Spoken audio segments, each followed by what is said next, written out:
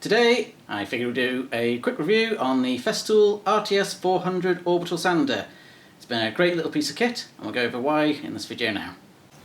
When it comes to the controls on this thing then, you've got a flip switch on the front which is the power on and off, which is a nice and convenient area to have it. What's not in a convenient area is the power switch, which is to adjust the speed, which is on the back. It's a little wheel there. I prefer to be able to adjust it nice and easy on the fly, depending on what I'm doing. Frustratingly, I obviously can't see the numbers on this, but I can easily tell what mode it's on by the sound of the motor. So yeah, that's one thing. I do really wish that was at the front, but hey ho. And obviously, as I said, you've got the connector there for the bag. Bag goes on pretty easy. See, it just pops on like that. Thing to note, when you've put the bag on, it's a little bit more annoying to try and get the pipe in, the cable in, because you've got that in the way there. Get you off. And with the bag, just put that down a moment, I have found that that just clips out like that to allow you to empty the bag. I have found that this part has been coming loose by itself, which has been a little bit frustrating. I don't actually use the bag that often because I prefer to use the hoover, but when I do need to use this, that is a little bit annoying. So push it in, there. Get it back. So this is my Bosch Gas 35 hoover connector. It does just push on like that, but this is quite a tight fit getting it on there. I mean, it's got a good seal, but it does take a good bit of wiggling to get it off. So that is something to be wary of. I've got the sander in the box here then. So obviously it comes in the Festool stackable box. In here it comes with the dust bag. This can be attached to it while it's in the box. I tend to leave it off because I attach a hoover to it instead. And you have a 4 metre long cable, which is a pain to keep tidy in the box. I've actually put a tie on it there, but again, I just kind of shove it in the box when I'm in a rush. And then you've got space here for the sandpaper. Another thing about this is the guard here is removable, but the point of this is if you're butting up something, like if you're sanding stairs, it stops it from damaging anything. So it's a pretty handy thing to have. And the cable is removable. This cable is actually usable on other sanders I found, which can be handy. For example, if I'm jumping between the orbital and my random orbital one, instead of having to change the cables around, I can just pull this out from the one, plug it into the other. Important thing to note when you plug this in though, which I forgot to when I first got it, is you've got to push it in and rotate it. I've lost it again. There we go, so push it in and rotate it to lock it in, otherwise it's just going to keep unplugging. And get you back in the box. Get you stuff back in. So there you go.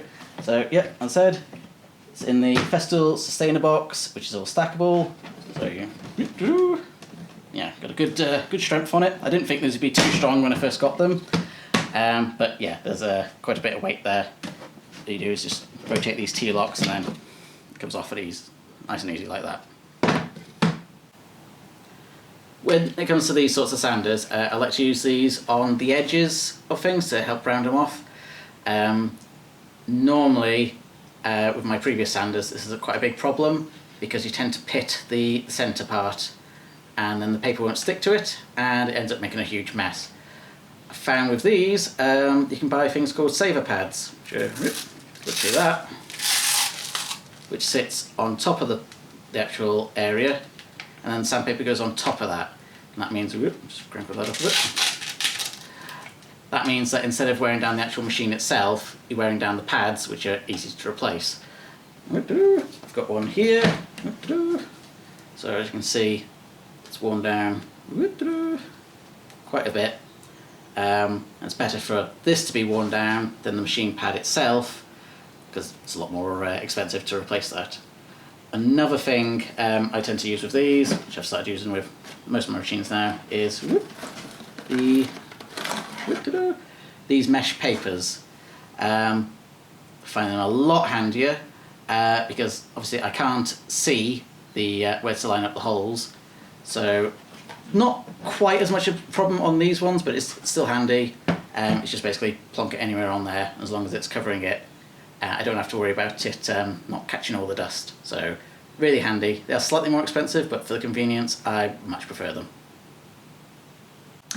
Right, so I've got one of my floating shelves here. Check out visionlessdesigns.com. So I figured I'd use this as a quick demo or example of what you'd actually use the sander for. So see this bit here, it's still quite rough, this is still rough sawn here. The sander will take forever to do something like that. It's more for the finer details like you've got here to smooth it off. This rough sawn stuff's more of a belt sander or planer job. The other thing the sander's good for is if you want to edge there, up here, you literally just go like that along it there, and that will help round it off.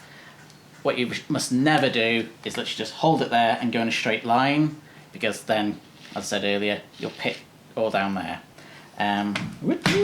Also, if you flip it up like that, it's handy for going along there, because unlike a random orbital, it's not wobbling all over the place, so it's easier to follow it in a straight line.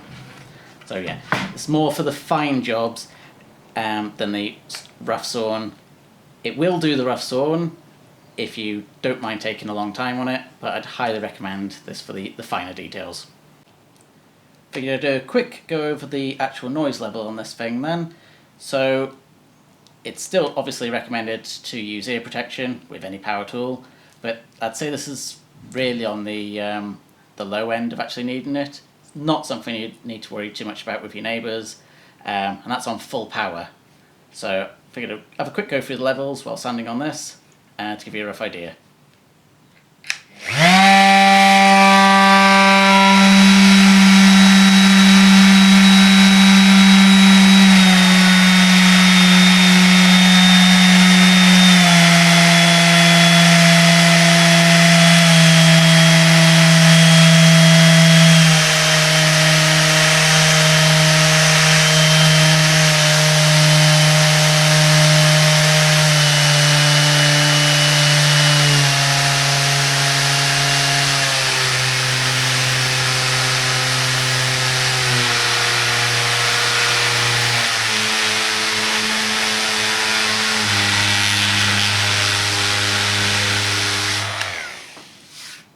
There we go.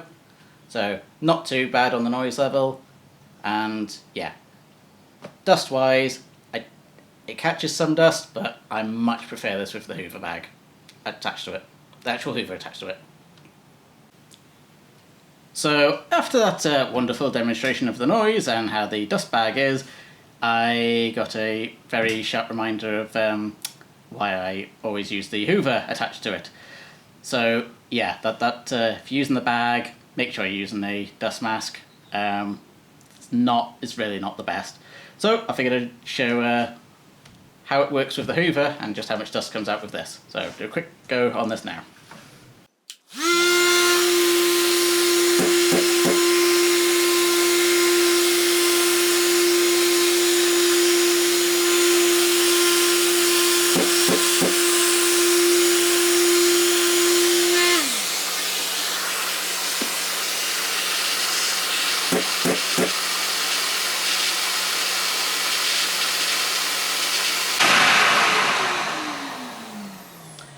So I can't feel any dust now, and I'm not choking from the dust in the air, so if you can, get a Hoover attachment to it, and that'll make the job a lot better. So that's the RTS 400 REQ Sander from Festool then. I'm pretty glad I've bought this thing. It's been a huge upgrade from my previous ones, which yeah, lack of parts or repairability was a huge pain, and the fact that you got the saver pads on this makes a huge difference. Yeah, also lack of vibration through it. It's a slight bit there, but not enough to make my hands feel tingly afterwards. So it's a great sander. Hope you enjoyed the video. Don't forget to subscribe, and I hope to see you in future videos.